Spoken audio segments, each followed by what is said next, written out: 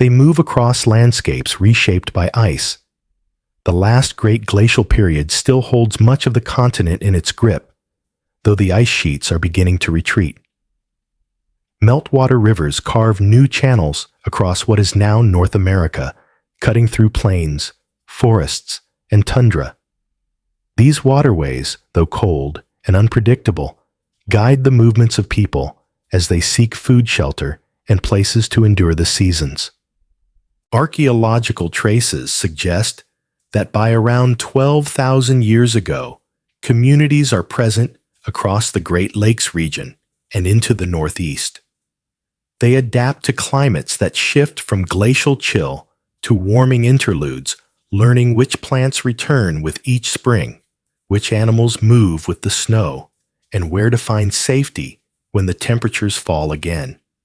In this setting, the seeds of Longhouse life are planted. They know fire as both necessity and companion. Stone hearths, uncovered at early sites across the northern woodlands, reveal that families gather close to flames, not only for cooking, but for survival through freezing nights. Some of these hearths are ringed with cracked stones, the result of repeated heating and cooling as fires are rebuilt over many seasons. The warmth radiates unevenly, and people learn to place their bedding skins and mats in ways that maximize the heat. Over time, the organization of space around fire becomes a cultural constant. This practice, passed from one generation to the next, will later find its monumental form inside the Longhouse, where central hearths define both architecture and community life. The forests expand as the ice retreats. Stands of oak maple and elm push northward, accompanied by smaller shrubs and grasses that sustain game animals. These forests are not silent. They carry the sounds of deer stepping through fallen leaves, of migrating birds, of the steady movement of rivers swollen by glacial melt. For those who settle here, trees are not only fuel, but structure. Archaeological evidence shows post holes aligned in ways that suggest elongated communal buildings appear by at least 1,000 years ago. These are the first longhouses built from poles and bark sheets organized to withstand heavy snow on their roofs and to hold warmth within. A lesser-known detail emerges from the soil of ancient villages, shell beads carried inland from coasts hundreds of kilometers away. Their presence suggests exchange networks, linking distant peoples' connections that bring not only ornaments, but ideas. Through such networks, techniques for construction, food storage, and clothing spread, shaping the ways communities protect themselves against the cold. It is through both local knowledge and distant contact that the architectural idea of the Longhouse matures, adapting to the climates of the Great Lakes and St. Lawrence regions. Inside these structures, survival depends on a careful balance of space and heat. Archaeologists find multiple hearths aligned in a row, each serving a segment of the building. These hearths are not accidental, but part of a system that distributes warmth along the length of the dwelling. The smoke, unable to fully escape through small roof openings, lingers in the air, darkening the rafters above. Over time, this blackened wood preserves evidence of centuries of habitation. The layering of soot is not just a record of fire, but of nights endured through cooperation, where dozens sleep in close proximity to the embers. Yet mysteries remain. Scholars debate how consistently the first builders of longhouses intended them for winter survival rather than communal ceremony or seasonal gathering. Some argue that the earliest versions were temporary rebuilt, often, while others suggest they were meant for permanence, housing extended families through cycles of planting, harvest, and snow. The archaeological record is partial. and the voices of those who lived within the first longhouses are silent. What endures are the physical traces, post holes and soil carbon, from hearths, fragments of bark roofing that hint at lives lived against the cold, but do not tell the full story. On a planetary scale, the climate is in transition. As glaciers retreat, sea levels rise, and coastlines shift. The northeast woodlands are shaped by these changes. Lakes form, where ice once lay, wetlands spread, and new routes open for travel and settlement. These shifts do not happen within one lifetime, but across generations, yet human communities respond with remarkable adaptability. Their shelters must hold against winters that remain severe even after the ice has retreated. In this way, the Longhouse becomes both a response to the lingering presence of glacial cold and a preparation for the variability of seasons still to come. Each migration across river valleys and forest edges is longer than entire countries of later maps measured in the steady footsteps of families carrying tools, skins, and stories. The distances they cover may stretch farther than from Paris to Seoul, yet they walk them slowly, season by season. Along the way, the memory of fire carried within each family becomes as essential as the paths themselves. It is this memory that eventually informs the design of communal shelters where the fire is no longer the possession of one family, but the shared center of many. Thus, in these early movements across ice and river valleys, the foundations of survival are laid. Fire forest and cooperation converge to shape an architectural tradition that will define whole cultures. What begins as the gathering of families around small stone-ringed hearths in open landscapes evolves into the planning of great wooden structures that will shelter entire communities. The cold does not vanish, but it is met with ingenuity, patience, and shared adaptation. The story of the Longhouse begins here in the lingering chill of a continent reshaped by ice. The forests grow thicker as centuries pass, and people learn to read them as both shelter and resource.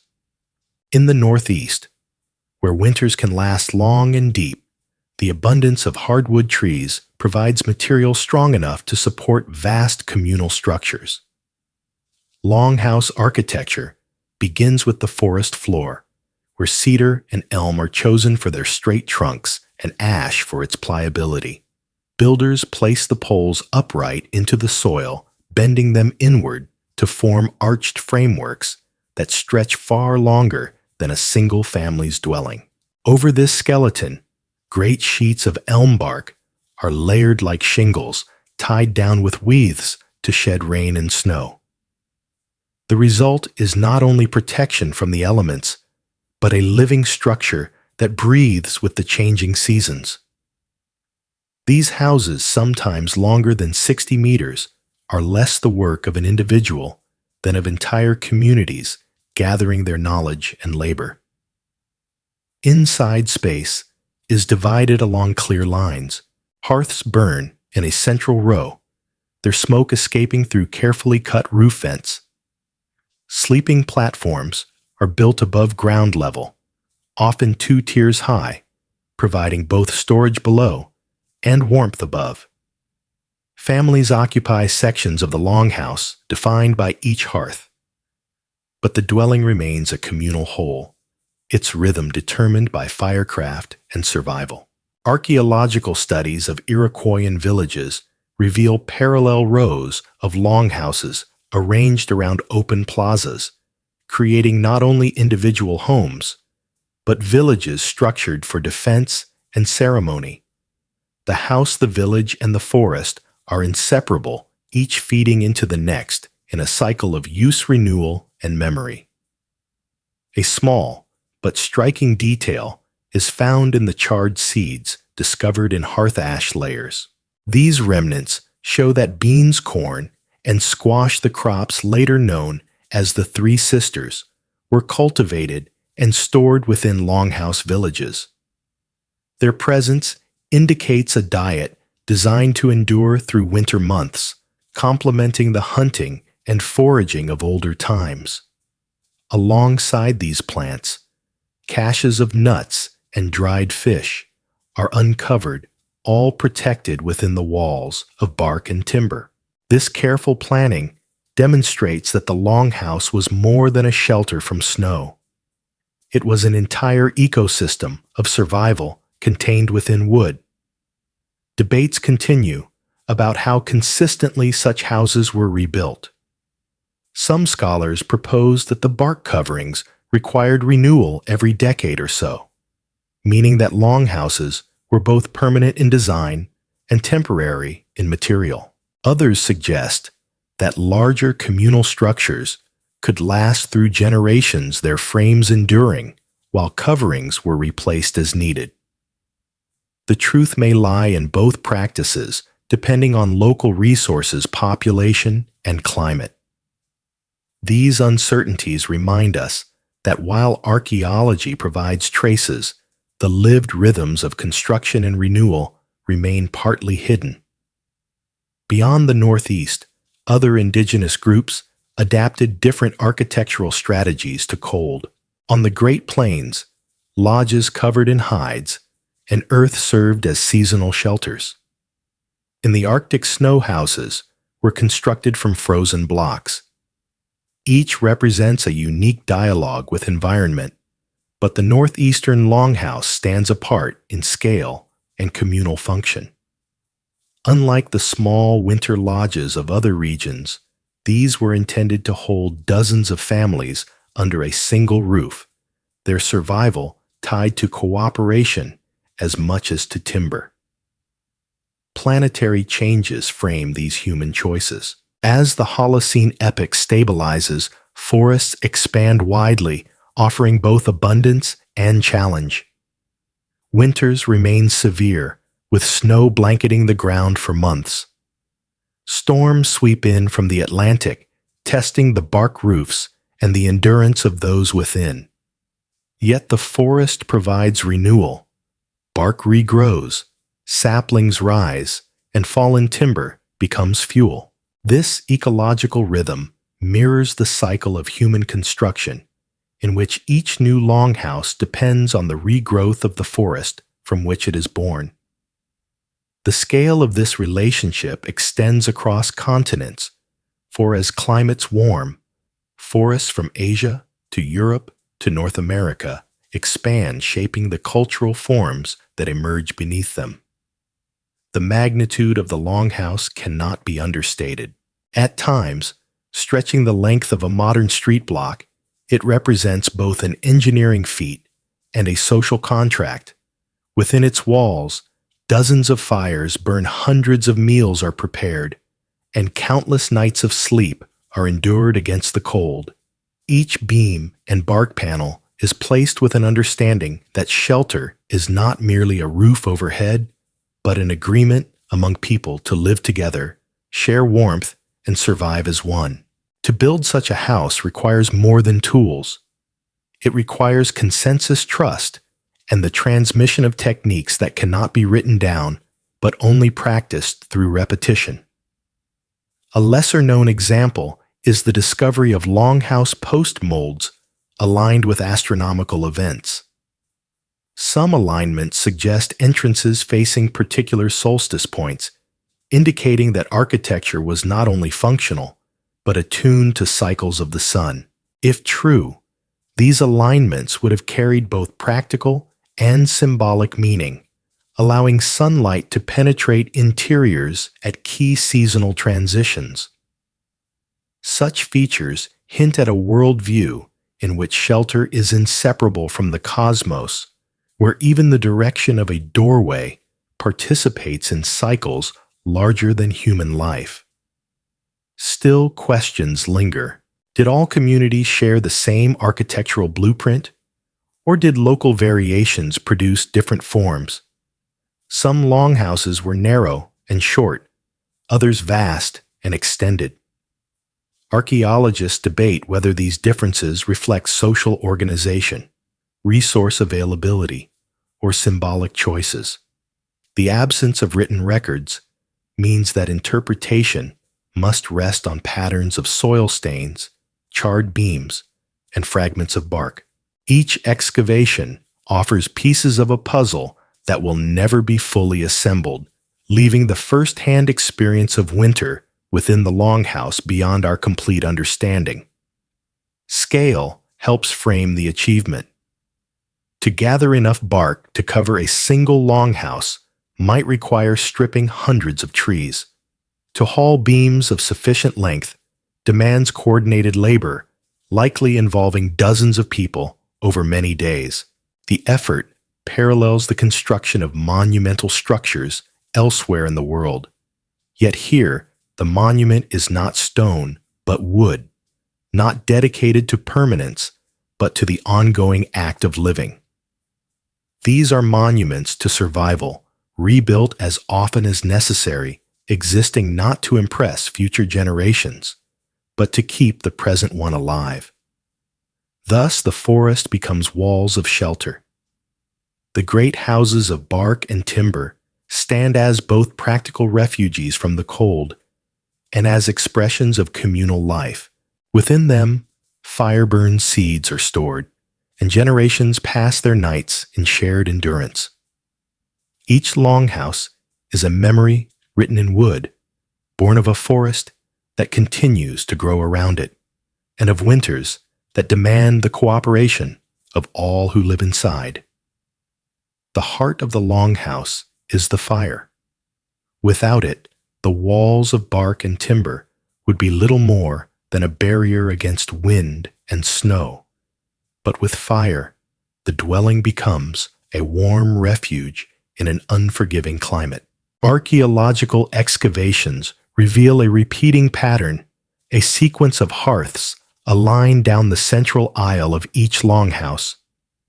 Each hearth serves one or two families who gather their sleeping platforms, storage, and belongings around the glow of flames.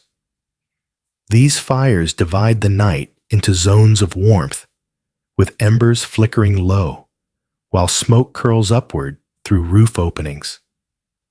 In winter, when the cold presses hardest, the fire becomes the axis of survival. Families rise and sleep according to its rhythms, tending it carefully, adding wood through the night, and ensuring that embers never fully die.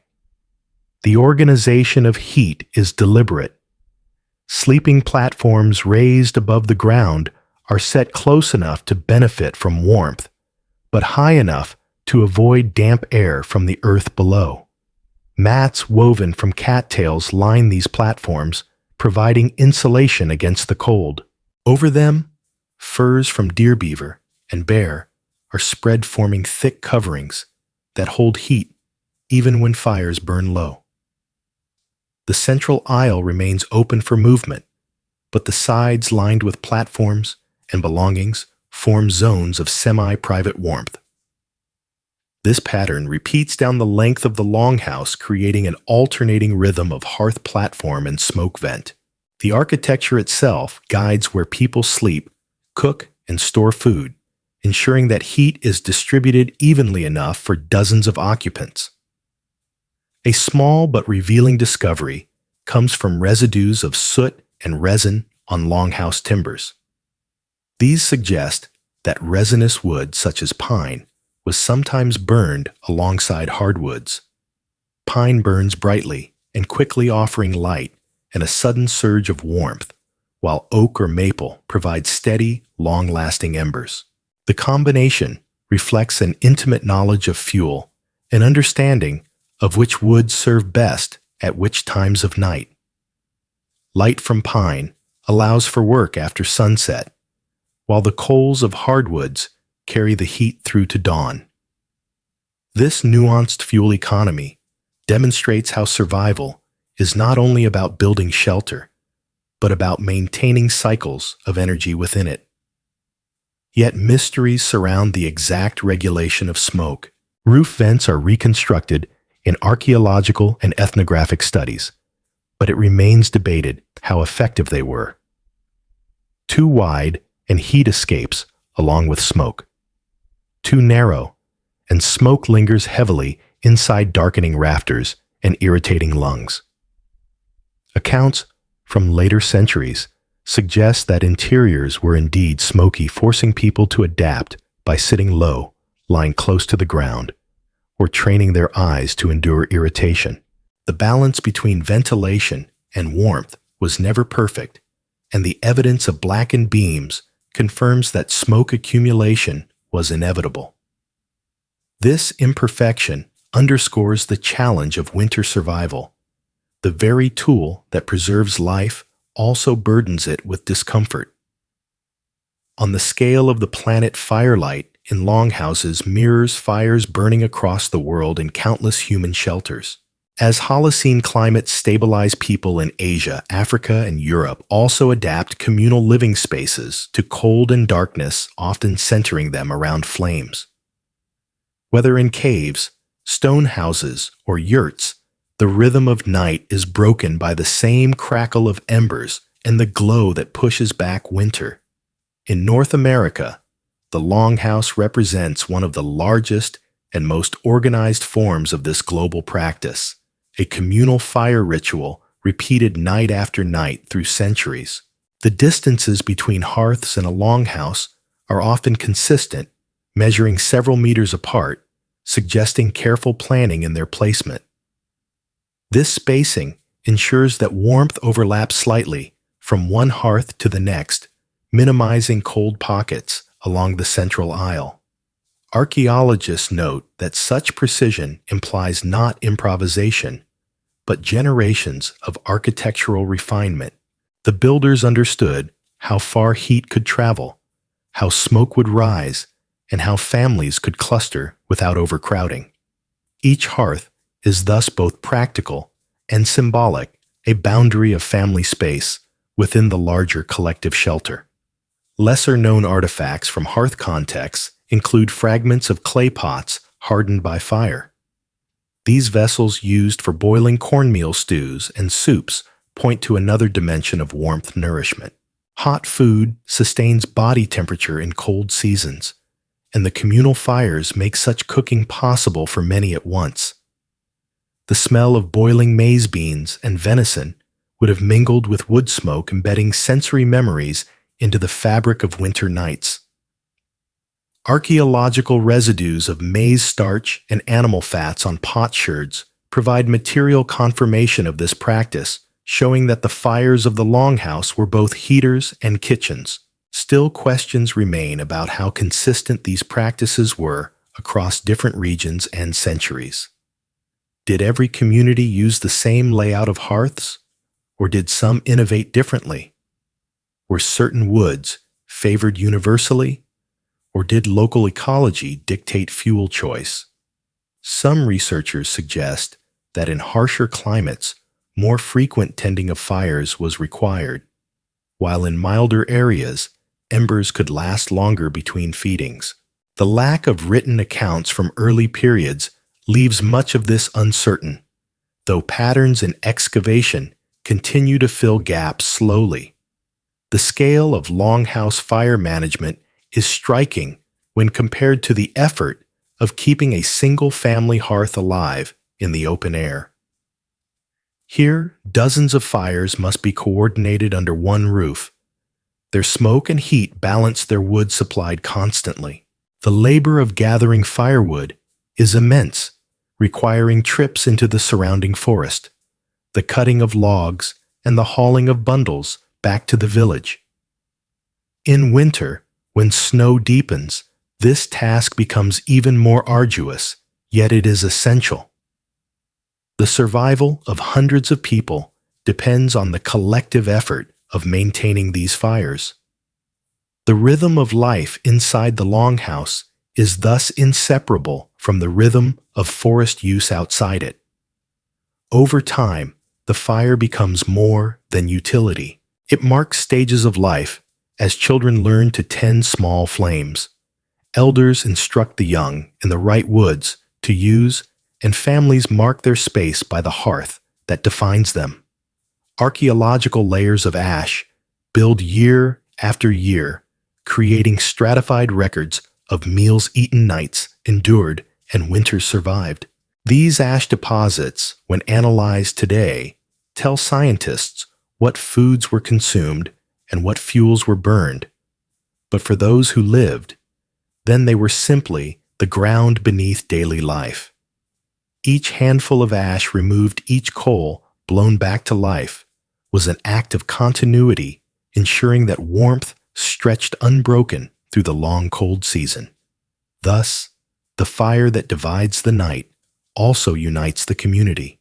It transforms longhouses from static structures into living environments, powered by flame and sustained by labor.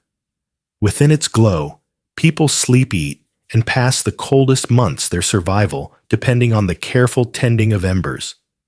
The longhouse without fire would be only wood.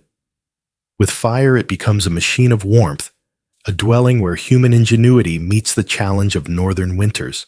When winter deepens and the world outside falls silent beneath snow, the longhouse remains alive with shared breath.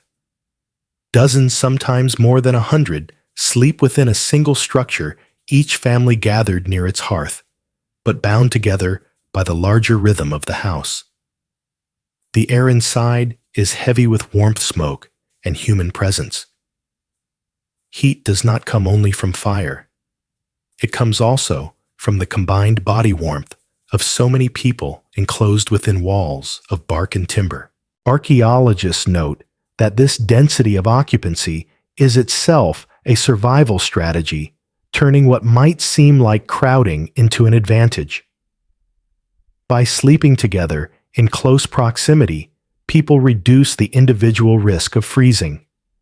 The longhouse is therefore not just a shelter, but an organism conserving energy through the simple fact of shared existence.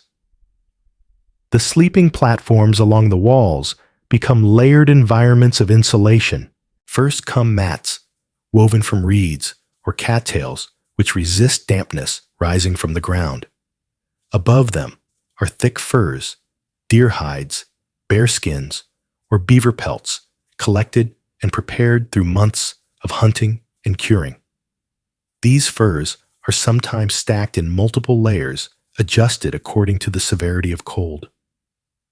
Families lie beneath them, 2 or 3 together, exchanging warmth through touch and breath. Archaeological evidence of fur processing, such as bone tools shaped for scraping hides, confirms the central role of these coverings in winter survival. Without them, even the fires would not suffice. In this way, the architecture of the longhouse is inseparable from the clothing and bedding traditions that accompany it. A lesser-known detail arises from impressions of woven mats found in soil layers beneath ancient villages. These impressions, preserved when mats decayed and left patterns in the ground, show that plant fibers were intricately plaited to form bedding and wall linings. Such mats, when layered, not only softened sleeping platforms, but also reduced drafts along the walls.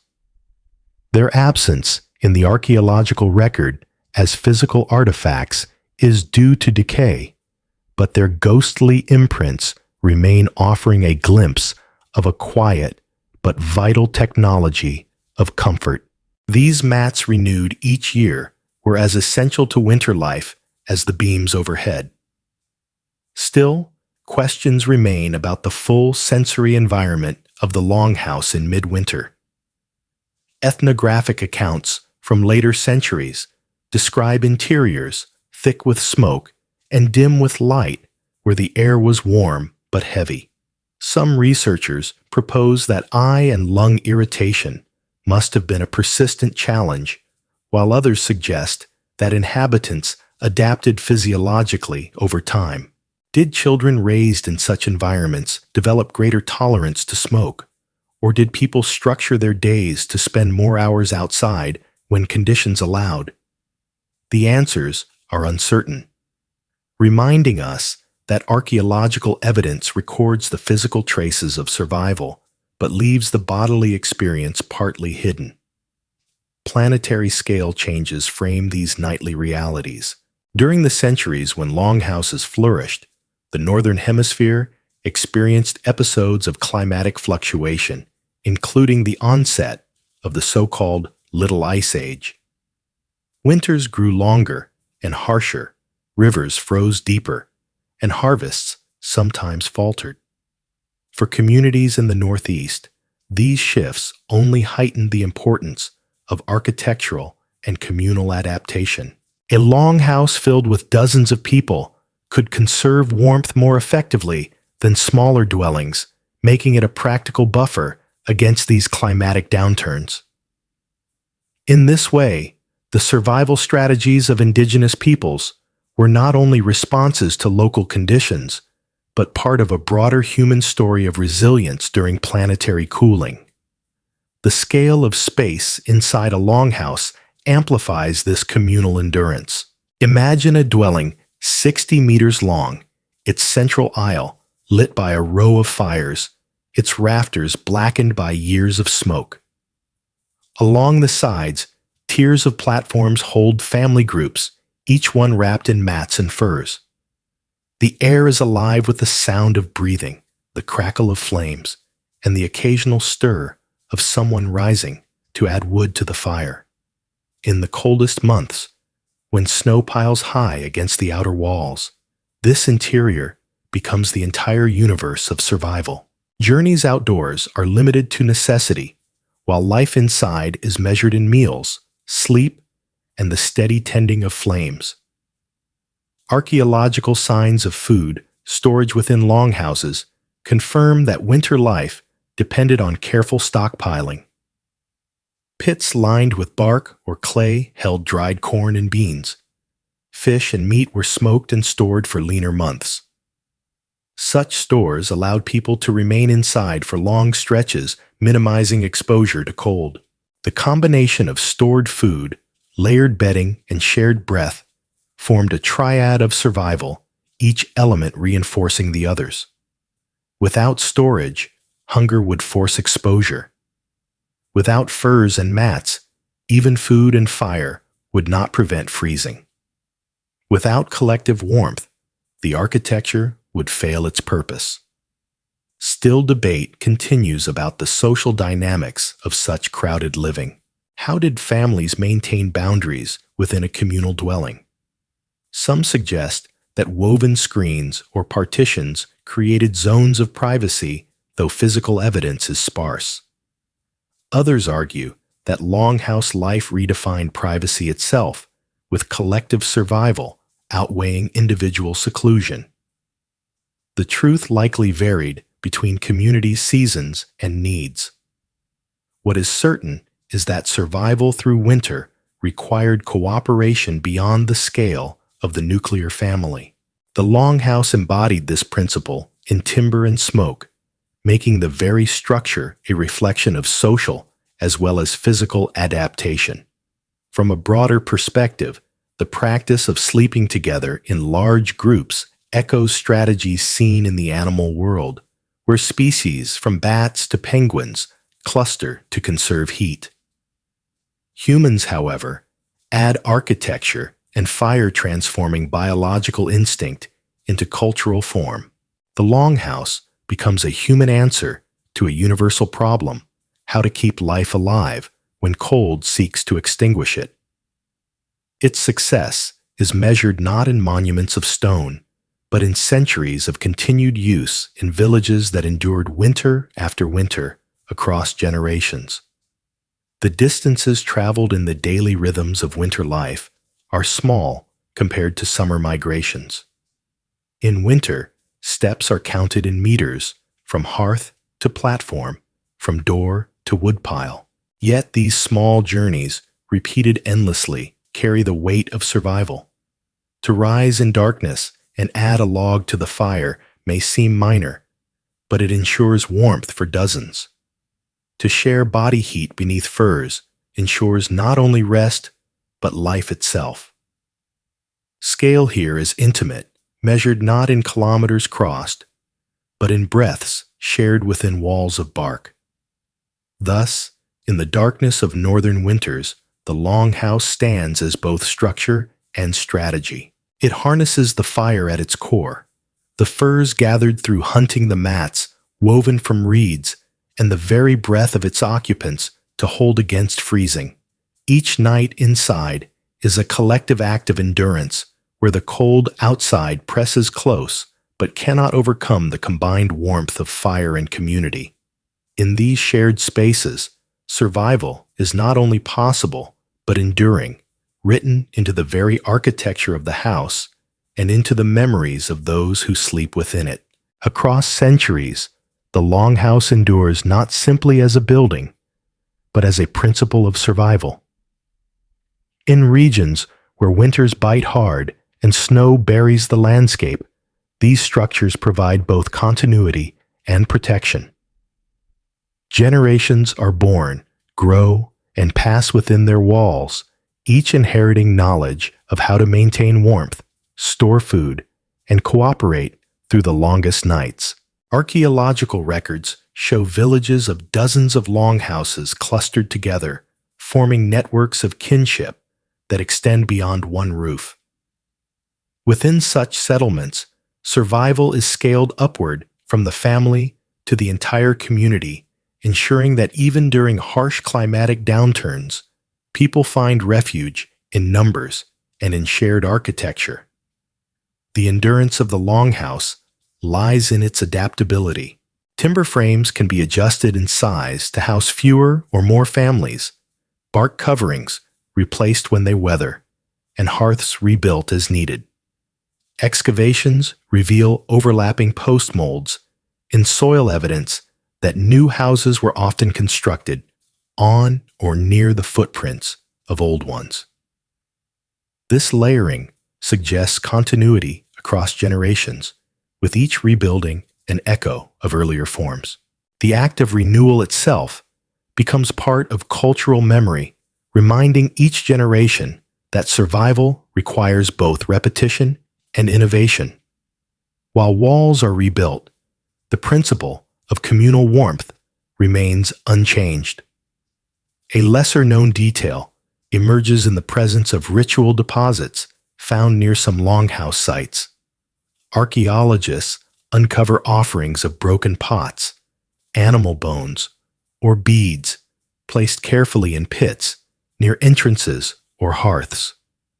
Though their meanings are debated, such deposits may mark the symbolic importance of the dwelling, acknowledging that it is not merely timber and bark, but a living space bound to the well-being of those inside. These gestures hint at a worldview in which the Longhouse is recognized as both material and spiritual refuge, its endurance tied not only to wood and fire, but to memory and respect.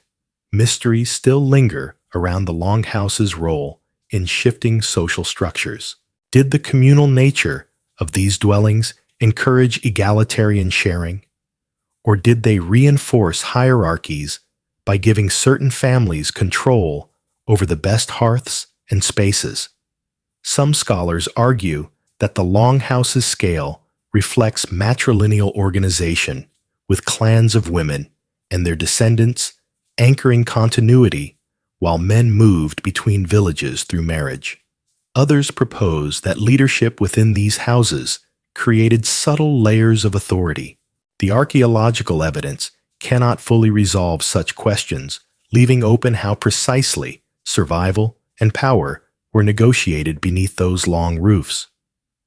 On the planetary scale, the centuries of longhouse use coincide with significant environmental changes. From around 1300 to 1850, many regions experienced cooler, harsher winters during what climatologists call the Little Ice Age. For communities of the Northeast, this meant deeper snow, shorter growing seasons, and increased reliance on the strategies perfected inside longhouses. While parts of Europe responded to the same climate with changes in farming or migration, native communities leaned further into the architectural resilience already in place. Thus, the Longhouse becomes part of a broader human response to planetary cooling, one among many solutions that reflect the adaptability of our species in the face of environmental challenge. The sheer scale of what these structures represent can be measured not only in their physical size, but in the distance their cultural influence traveled. Accounts from early European observers describe being astonished at the length of houses stretching farther than familiar buildings in their homelands. Some longhouses reach dimensions equivalent to the distance of a modern city block, a scale that required enormous coordinated effort to construct. Such feats achieved without metal tools or draft animals demonstrate the ability of human communities to marshal collective energy for survival. These houses are monuments not to conquest or wealth, but to endurance, embodying centuries of adaptation to climate and environment. Food, fire, and community remain central within these walls. Archaeological remains of storage pits filled with maize kernels and charred beans emphasize the foresight required to endure through cold months. Ash layers built up from countless hearths show the daily maintenance of flame. Soil beneath sleeping platforms carries traces of compressed use, confirming where people lay night after night. Together, these fragments create a record of continuity, proving that survival was not a matter of chance, but of careful planning passed down through generations. The Longhouse is at once a physical structure and a system of knowledge carrying forward techniques that could not be forgotten without risking lives. Yet even as longhouses embody stability, they also reflect cycles of change. When populations shifted, when villages relocated to new defensive positions, or when fields surrounding settlements were exhausted, the longhouses were dismantled or abandoned. Archaeologists find post-hole patterns marking where they once stood, ghost outlines of timber frames long since decayed. These absences remind us that no shelter, however effective, lasts forever.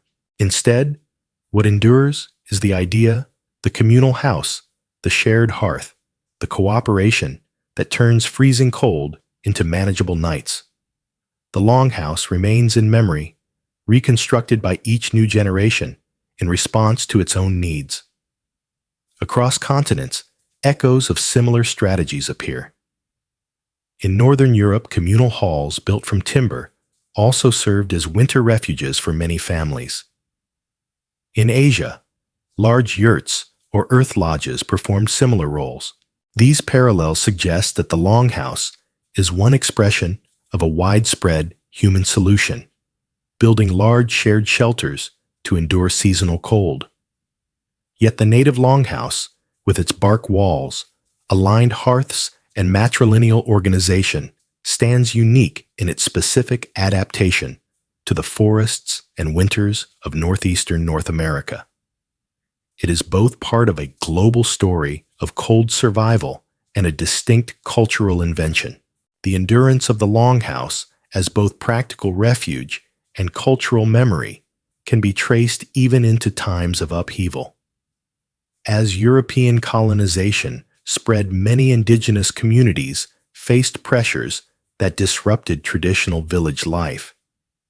Yet the image and memory of the Longhouse persisted, carried into new forms of dwelling and into cultural practices that survived displacement.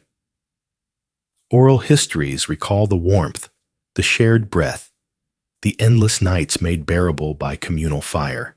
The Longhouse thus survives, not only in archaeology, but in stories, ceremonies, and collective identity, reminding descendants of a way of life shaped by cooperation in the face of cold.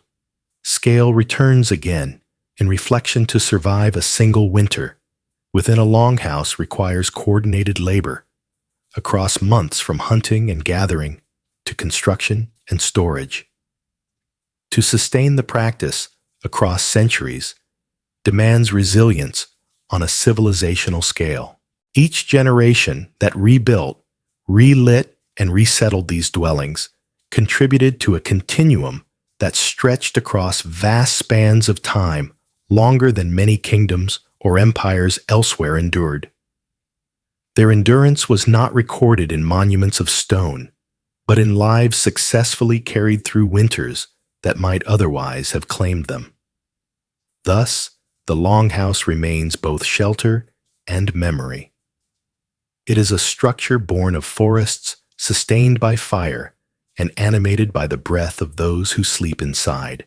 It represents not only a response to cold, but a testament to the human capacity for adaptation, cooperation, and endurance.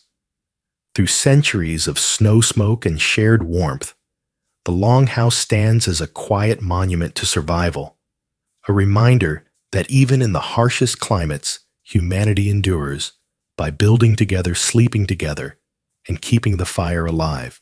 The Longhouse emerges not only as a shelter, but as the culmination of centuries of adaptation to climate geography and community needs. Its origins are tied to the earliest encounters with the harsh winters of northeastern North America, when people faced nights long enough and cold enough to threaten survival itself. To understand how Native Americans endured these conditions before the 14th century, one must trace the continuous thread of ingenuity stretching back to the era of ice and migration. When glaciers still pressed down across much of the continent, families moved cautiously along the edges of ice and river. These rivers, swollen with meltwater, carved deep channels into the earth and became the natural guides of movement. The people who followed them learned to read not only the shifting water, but the forests that returned in its wake. Hardwood trees replaced tundra, and these new forests offered both challenges and opportunities.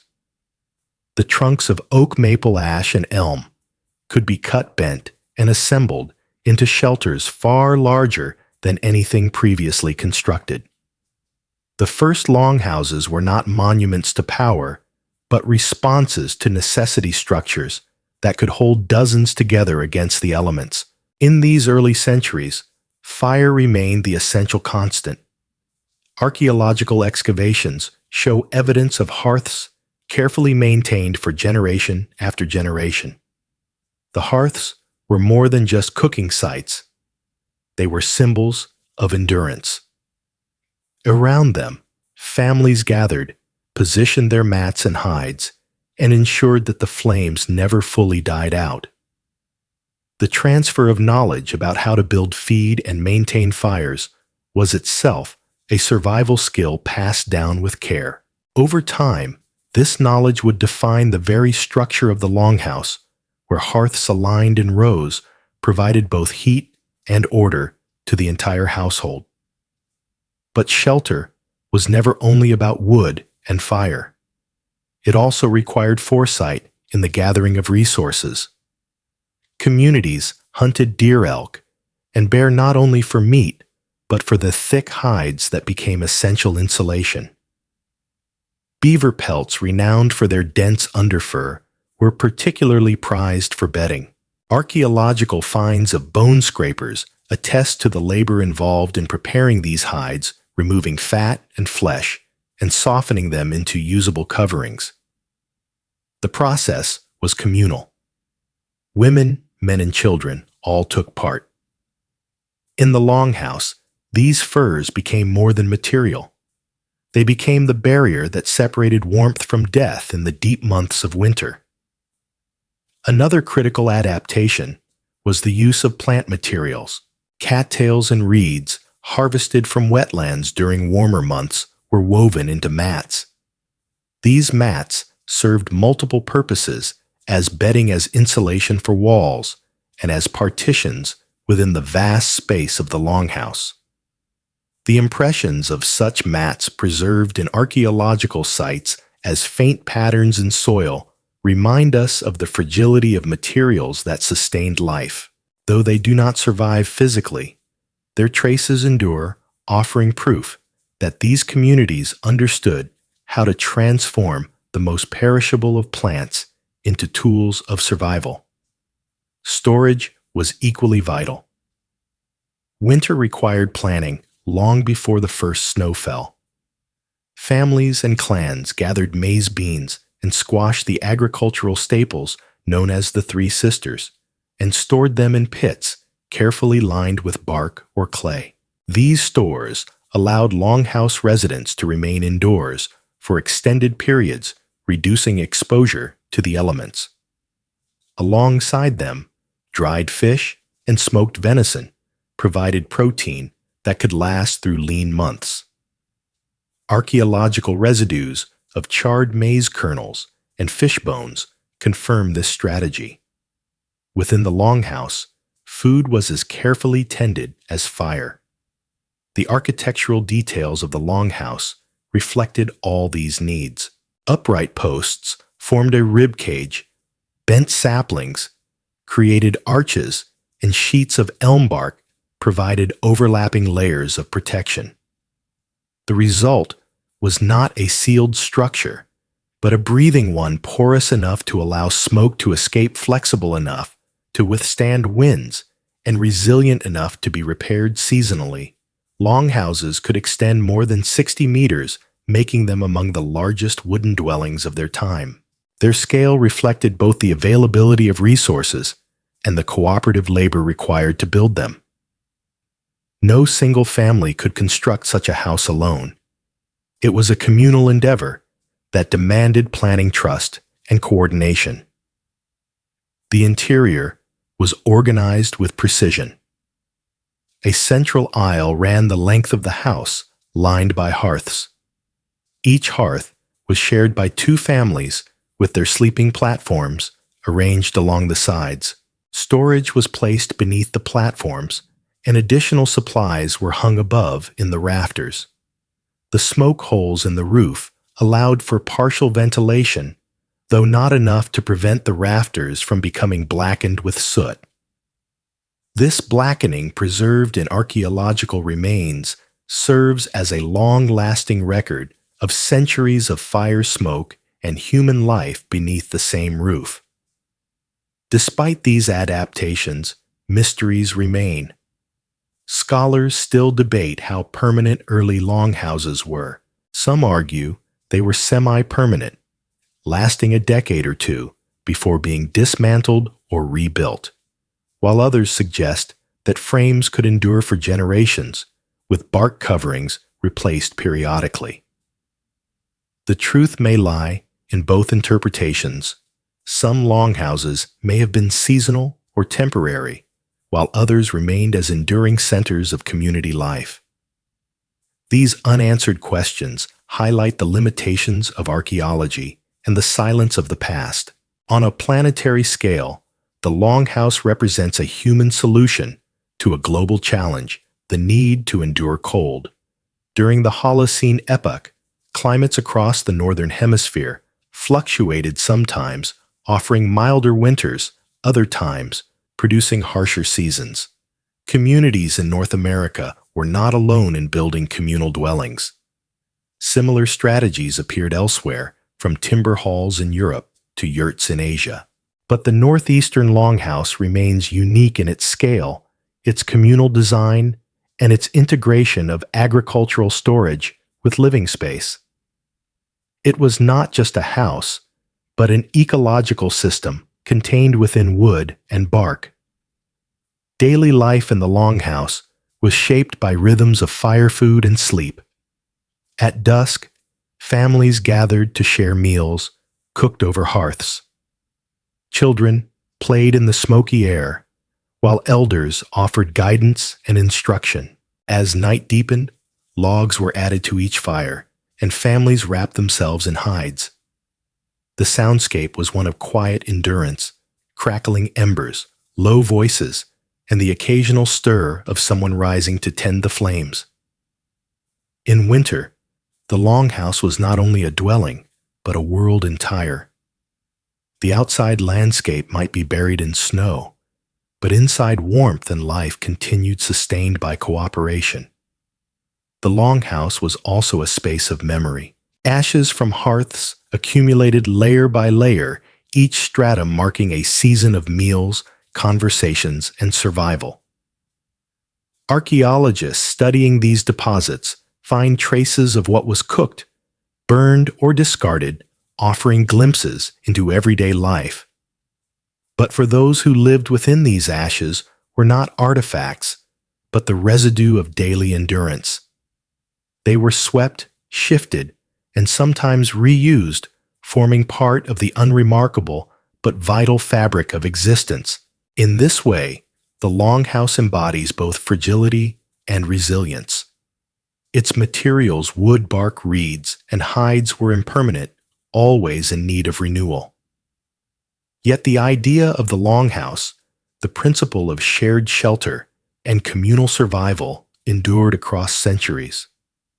It became a cultural anchor, passed from one generation to the next, surviving climatic shifts, migrations, and challenges that could have undone lesser forms of dwelling. The Longhouse was not only a building, but a testament, a quiet affirmation that in the face of cold and darkness, humanity endures by building together, eating together, and sleeping together under one roof. To fully appreciate the endurance of the Longhouse, it is necessary to step inside and trace the rhythms of its interior life. The moment one enters, the senses are filled by warmth and smoke. Firelight flickers along the central aisle, catching on the curves of beams and the surfaces of bark. Figures sit or recline near the hearths, their outlines softened by haze. The structure does not feel empty or cavernous. It feels alive, crowded with movement, voices, and shared breath. The arrangement of hearths divides the Longhouse into social as well as physical units. Each hearth anchors two families, providing them not only with heat and a place to cook, but with identity. Families are named by their hearths, their daily life unfolding within its glow. The careful spacing of these fires ensures that warmth overlaps from one section to the next, so that no part of the Longhouse lies entirely cold. The result is a rhythm of alternating heat and shadow, a measured distribution of comfort across the Great Hall. Archaeological evidence shows that hearths were usually spaced 6 to 7 meters apart, a regularity that speaks to centuries of experimentation and refinement. Sleeping platforms line the walls in tiers. The lower tier doubles as storage for tools, baskets, and food, while the upper tier is used for rest. Mats, woven from cattails, cushion the surfaces, while layers of hides and furs provide insulation. In winter, families pile coverings, thickly curling together to conserve warmth. Children nestle against their mothers, while elders rest nearby, their breath mingling with the smoke that hangs in the air. This arrangement transforms the Longhouse into a layered environment. Warmth rises from fire, collects among the platforms, and escapes gradually through smoke holes above. Though imperfect, the system allows life to continue even in the harshest months. Cooking and eating are central to these interiors. Clay pots hang over fires or sit directly upon embers, their surfaces blackened by repeated use. They contain stews made from maize, beans, squash, and venison, a combination that provides complete nutrition. Archaeological residues confirm the presence of these foods, showing starch grains and fatty acids absorbed into pottery walls. Meals are not individual, but communal, shared across families passed from one hand to another. The act of eating together reinforces the social bonds that allow such close quarters to be endured through long winters. A lesser-known but striking practice is the drying and smoking of food within the longhouse itself. Racks are suspended above hearths, holding strips of venison or fish. The constant presence of low smoke both preserves the meat and fills the air with its scent. Archaeological finds of carbonized fish bones and smoked residues provide evidence of this practice. The smoke, often considered a nuisance, becomes a tool of survival, preventing food from spoiling during months when hunting is scarce. Thus, the very conditions that irritate eyes and lungs contribute to the endurance of the community. Yet mysteries remain about how smoke was managed. Roof openings above the hearths are visible in reconstructions, but scholars debate their efficiency. Were these vents regularly adjusted with bark flaps? Did inhabitants position themselves strategically to avoid the thickest clouds? Ethnographic accounts from later centuries suggest that longhouse interiors could be uncomfortably smoky, forcing people to spend hours with stinging eyes. But such discomfort may have been accepted as a necessary price of survival. The soot-blackened rafters found in archaeological sites confirm that smoke was a constant companion, embedding itself into the very fabric of the house. On a planetary scale, the longhouse represents a human negotiation with the balance of air, fire, and breath. Across the Northern Hemisphere, communities grappled with similar challenges: how to ventilate smoke without losing heat, how to use fire without suffocating in its byproducts. The solutions varied, but the problem was universal. In the northeastern longhouse, the solution was never perfect, but always functional enough to preserve life. The persistence of this design across centuries attests to its adequacy. The daily rhythm of longhouse life extends beyond eating and sleeping. Work continues even in the heart of winter. Women weave mats and repair baskets by firelight. Men sharpen tools, carve handles, and prepare hunting equipment for the next season. Children learn by observing, imitating tasks with smaller versions of tools. Elders instruct with gestures and quiet words, their voices merging with the background hum of the house. Archaeological evidence of broken awls, scrapers, and fragments of baskets and hearth debris reveals that work was a constant presence carried out within the same smoky interior where families ate and slept. The soundscape of the longhouse is equally revealing: crackling wood, the bubbling of stews, the coughs of smoke, irritation, and the quiet murmur of conversation form the auditory backdrop. At times, the noise rises as groups share stories or songs. At other times, it falls into near silence as families rest. In either case, the longhouse is never truly still. Even in the darkest nights of winter, someone tends a fire, shifts on a platform, or whispers to a child. Life flows continuously through its interior.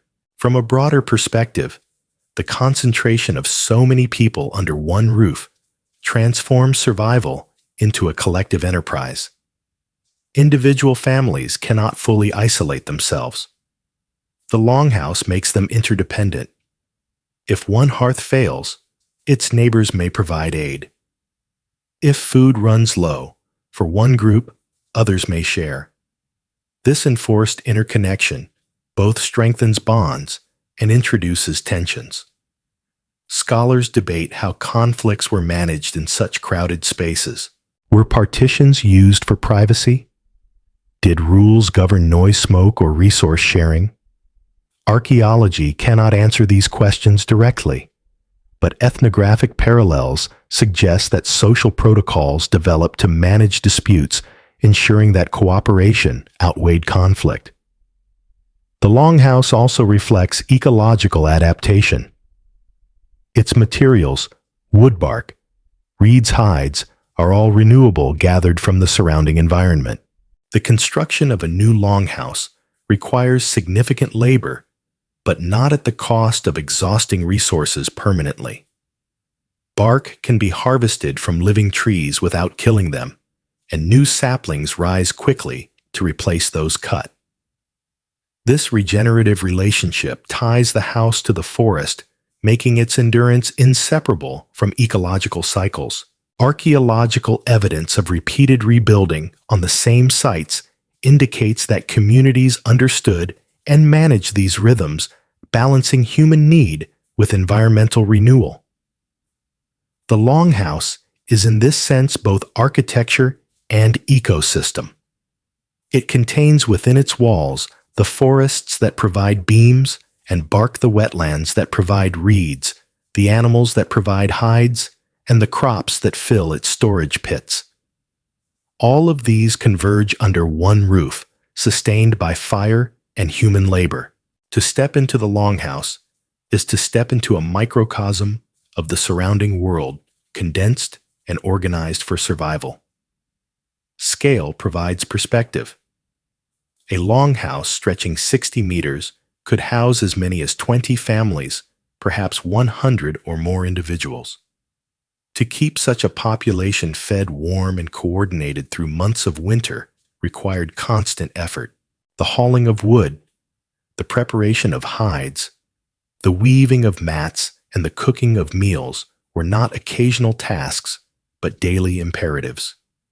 Each small action, placing another log on the fire, stirring a pot, patching a mat, contributed to the survival of the whole. Archaeological traces of wear, on tools, soot on rafters, and ash in hearths are silent witnesses to this relentless rhythm of activity.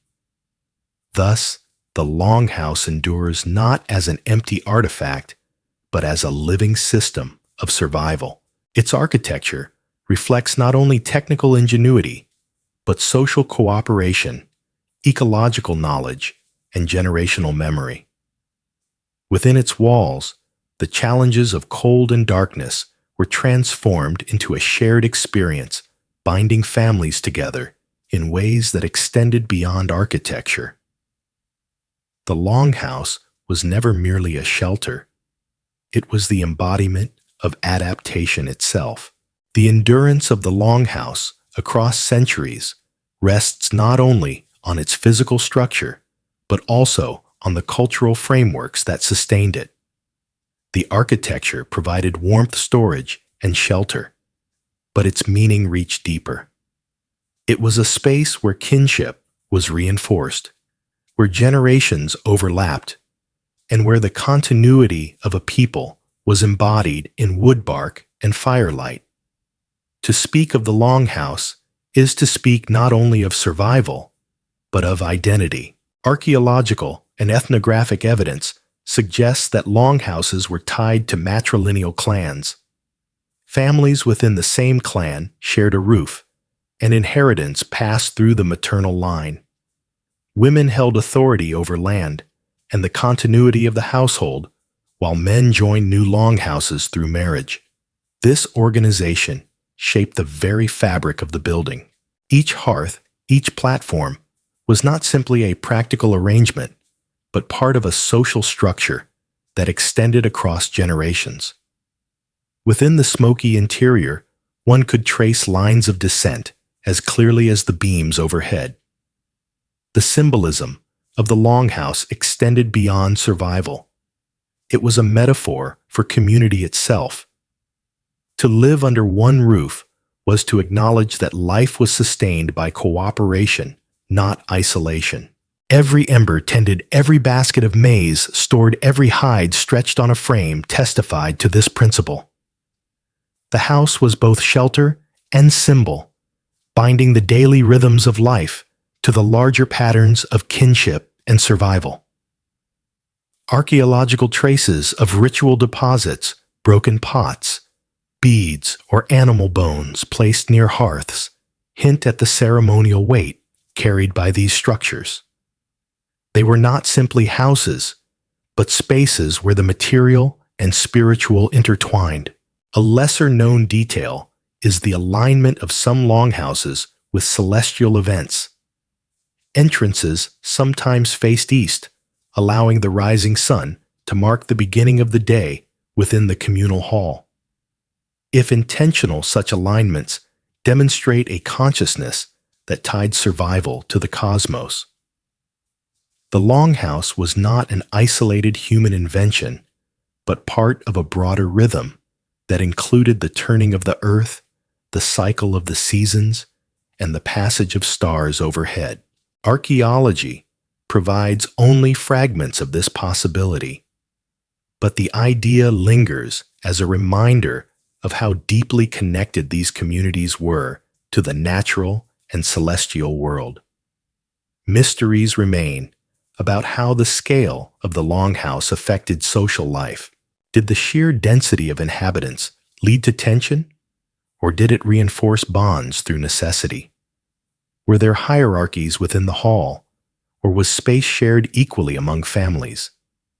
Archaeological evidence of uniform, hearth spacing, suggests a certain degree of equality, yet human communities are rarely without subtle gradations of status. The absence of written records leaves these questions unresolved. The material traces, post molds, ash layers, storage pits speak of function, but they do not reveal the unspoken rules that govern daily life. On a planetary scale, the Longhouse reflects the adaptability of humanity to shifting climates.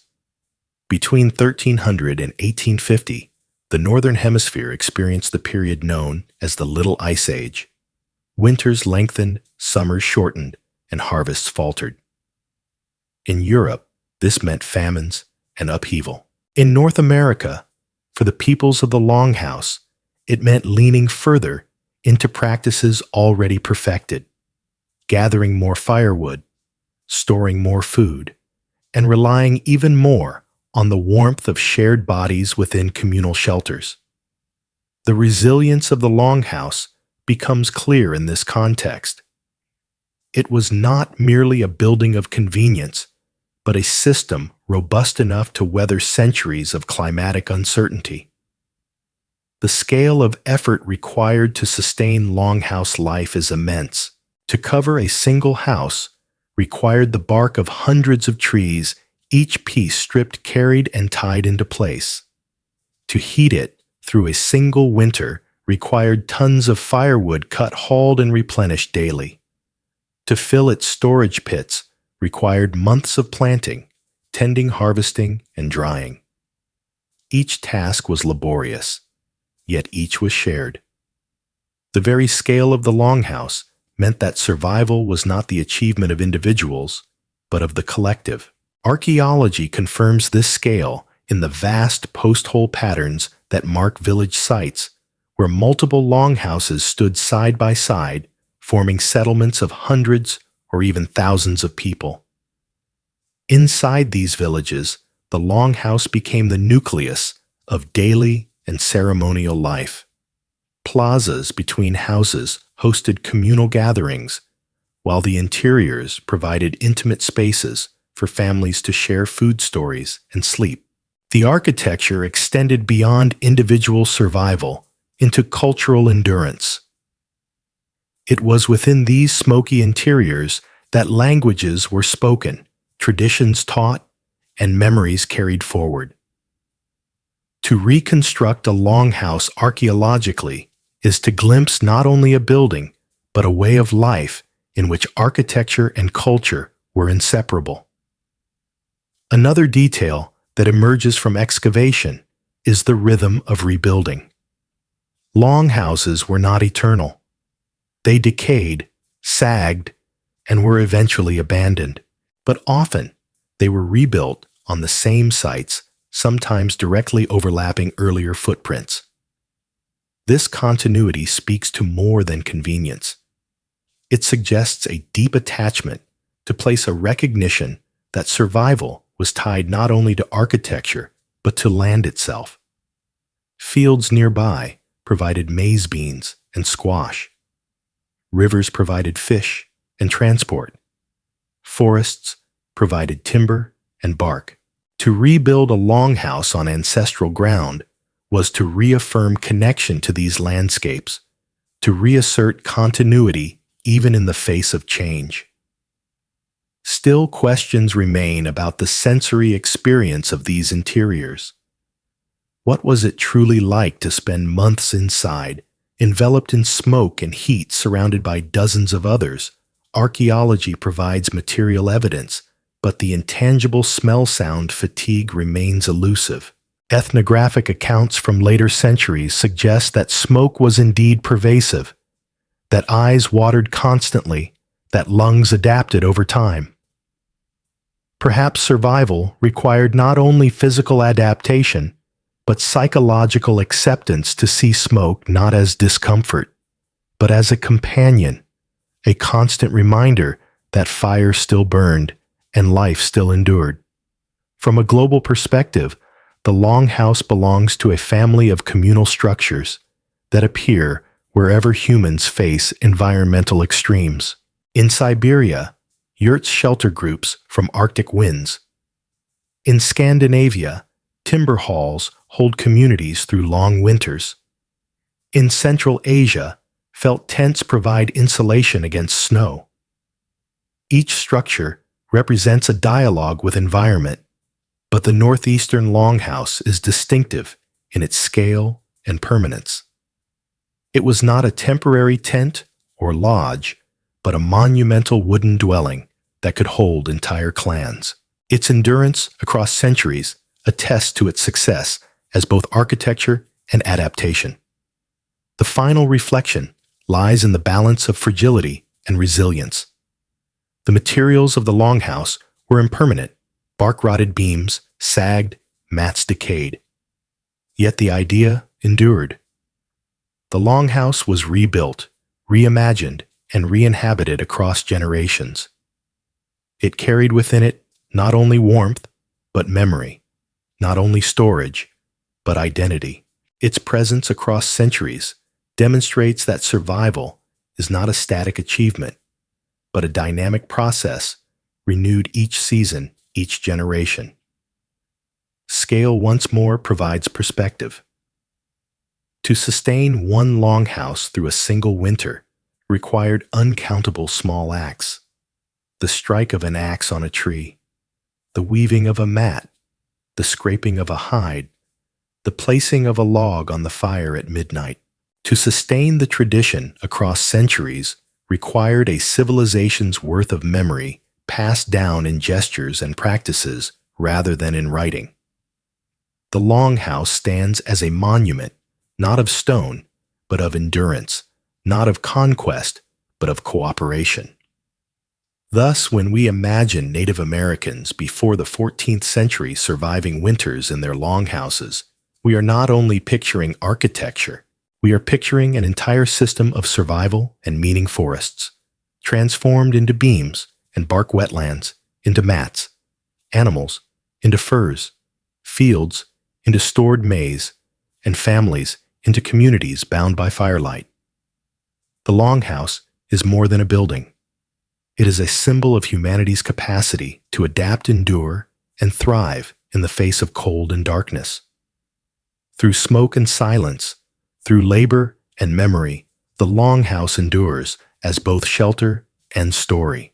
It reminds us that survival is not achieved in isolation, but through the shared warmth of many lives lived together under one roof, their breath rising into rafters blackened by centuries of fire, their presence carved into the very memory of the land.